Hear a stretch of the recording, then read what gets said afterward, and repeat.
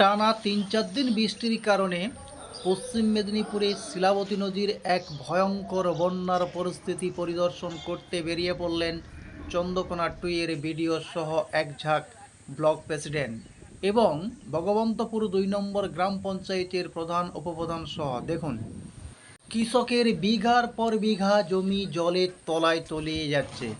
দেখতেই পাচ্ছ, কৃষকের সমস্ত ফসল জলের তলায় তলিয়ে যাচ্ছে। আর পরিদর্শনে স্বয়ং বিডিও সাহেব। এলাকা পরিদর্শনের পরে বিডিও সাহেব কি আশ্বাস দিলেন, চলুন শুনে নেওয়া যাক। 4-5 দিন ধরে বৃষ্টি হওয়া শুরু হয়েছে। আমাদের পশ্চিম মেদিনীপুর জেলায় অতটা বৃষ্টি হচ্ছে না। বৃষ্টিটা মেনলি ঝাড়খণ্ডে, যেটুকু আমরা খবর পেয়েছি, ঝাড়খণ্ডের দিকে বেশি বৃষ্টি হয়েছে 3-4 দিন ধরে। সুতরাং ওখানকার যে ড্যামগুলো আছে সেই ড্যাম থেকে কম বেশি জল ছাড়া শুরু হয়েছে।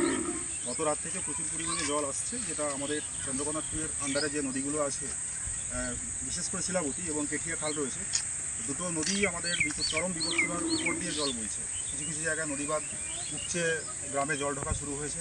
ফসলের ক্ষয়ক্ষতি কিছু কিছু জায়গায় হয়েছে। এখনও পর্যন্ত কৃষকরা যারা বাদাম, তিল এগুলো কিছু কিছু জায়গায় ছিল, আমরা ভগবন্তপুর 1, ভগবন্তপুর 2 এই জিপিগুলোতে সকাল থেকে ভিজিট করছি। কিছু কিছু জায়গা মাঠগুলো মাঠে ওগুলো সব জলের তলায় চলে গেছে।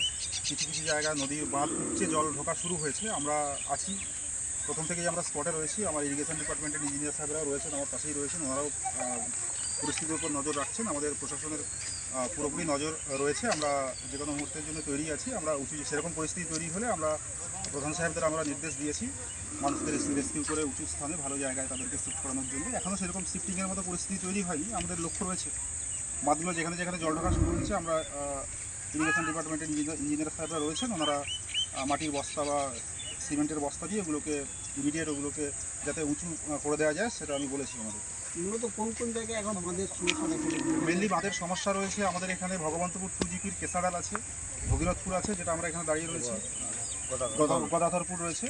আর আপনার ওদিকে ভগবন্তপুর 1 জিপিতে ওখানে আপনার ঘোষখিরা রয়েছে। আমাদের বান্দিপুর 1 জিপিতে কদমতলা আছে, বাগপতা, শ্রীরামপুর এইগুলো রয়েছে। এই সমস্ত জায়গাগুলোতেই মেনলি নদী বাঁধগুলো একটু নিচু আছে, যার জন্য জল চরম বিপদসীমার উপর দিয়ে বইছে। কিছু কিছু জায়গায় একটা দুটো আমাদের কাঠের ব্রিজ যেগুলো ভেঙে গেছে, কিছু কিছু ব্রিজ ভেঙে যাওয়ার উপক্রম হয়েছে। জলের প্রচুর স্রোত রয়েছে। সাধারণ মানুষকে আমরা সচেতন করছি। আমাদের সব